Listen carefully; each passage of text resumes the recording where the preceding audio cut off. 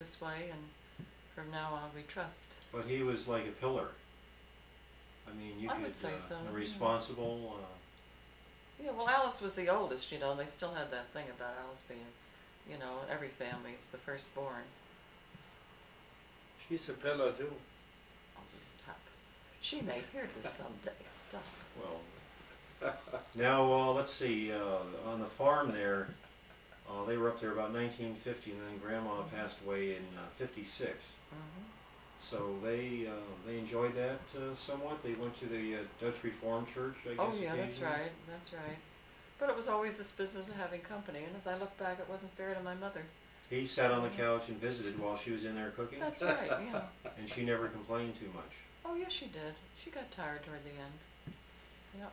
But it was too late when she got wise to it. So now your mother, what were some of her the nice things you remember?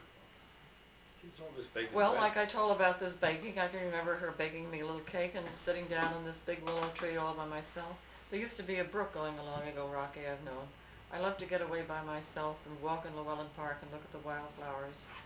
And then in the spring, I would dangle my feet in this icy brook. Oh, how I tolerated it. But it was escape, you know, we were indoors. And there again, I suppose I was associating that with swimming. Was she a beautiful woman when she was young? Everybody said so, and her pictures show that. She had this long hair and she would have a bun. I remember That's her right. braiding the long hair and then rolling the bun up on top. Yeah, it wasn't until she had the heart attack that she would consent to have some of it cut off. And I had to give her dry shampoos.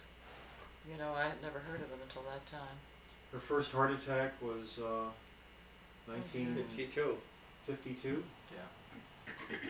That was an all. And then I remember seeing her in about 1955 in the hospital in Sussex. She was on oxygen. Right. And she always said she wanted to have a preacher in the family. One of the grandsons she wanted to. She said that to you? Yeah, she was hoping Oh. one of them would be a preacher. Oh, I can't remember that. Isn't that interesting? Mm-hmm. And I remember getting straight A's, and Mm-hmm. so she liked that. Yeah. I remember, you know, she wanted to give everybody $10 from her Social Security. She had to wait for 4 years because he was 65 and she was 69. But when she got it, Alice's children each got $10 each month. And then it was Paul's turn, and I didn't want to take the money. I said, you take the money, you buy yourself, you know, something. No, she said, he's going to be treated like the others.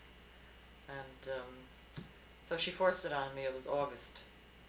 And she says, put it away until he needs something. So I put it in my iron box. And then later on, when we had that, it was something. Anyhow, I bought a suit. Put the $10 toward the suit.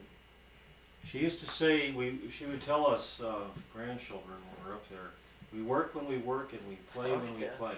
Yeah. And then she would also give us nickels and dimes and quarters every time we came. Did she? Mm-hmm. And she said you clean the plate too. No, I don't remember that. But she used to bake the bread, you know, and Oh, I knead remember it. the bread. It was excellent. Oh, And then she would take a wad like this and throw it up. And one time it stuck to the ceiling. What did she do that for? I think that the play. Oh, It was one of the Skolin kids. I didn't know if there was a ritual with No, it was a fun thing. You know, silly. with the baking process. Uh-huh. Now he had an old station wagon, an old Woody. I remember that. And then he You mean a bought, Willie's Jeep? No, it was I don't know a what you Plymouth mean. or something. Chevrolet. A Chevrolet, and it had actual wood siding on it. Yes. They call those Woodies, I guess, back in those days. Yeah. He had that, and then he bought a Plymouth, I think. Yeah, but that station wagon you're talking about, he named the place Spruce Hill Farm. And Spruce Hill. Hill Spruce- Farm was one word. I remember that Yeah, being Spruce incorrect. Hill Farm. And then Your memory. he had it on the side of the truck. Alice and I took the family to Thanksgiving dinner. It was right after I had started working and Alice was working. And it was the most beautiful dinner at the Afton. My mother had always cooked the dinners before that, and it was such a treat.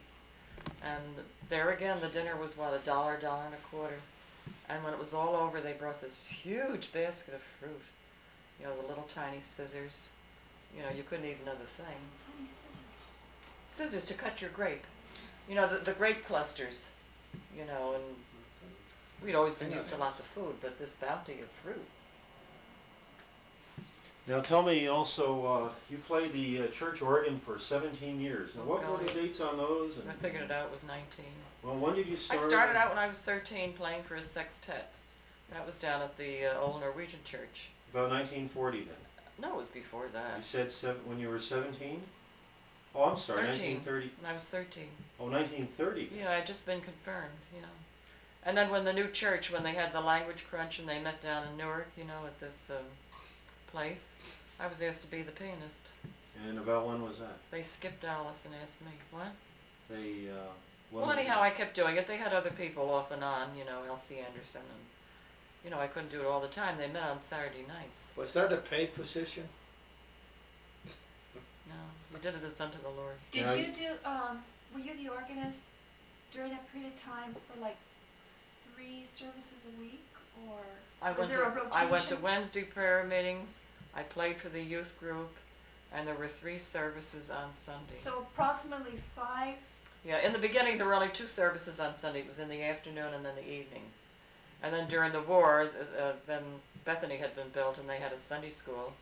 And he was in the service, so I played for the Sunday school for 3 years. And then the young people's, you know, off and on. Sometimes it was Nat, sometimes it was me. Did you ever get tired of going to meetings and playing? Yes, I did. Burned out? One time I remember I cried because I had no time to buy an Easter hat. Hats were so important Yes, those days. especially up in St. Cloud. You need good hats. The war and you is live up going there. on and the women are worried about their hats.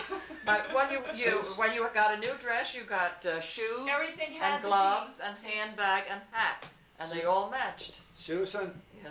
if they had 10 meetings in the church, she would be the pianist. But anyhow, my mother and father were That's there, really and they so said, much. "The Lord So will much. surely bless you." You know, I said, all these girls had new hats, and the Lord will bless you. And I used to think many times they did. He did when I had the 2 girls, and they were normal. They weren't mongoloid. And nobody they're bright. expected to get paid those days either. Yeah. Yeah, and beautiful. Yeah. And what Then was you it? played at many weddings as well. Oh yes, one wedding I'll never forget. 25 minutes, the bride was late. Yep.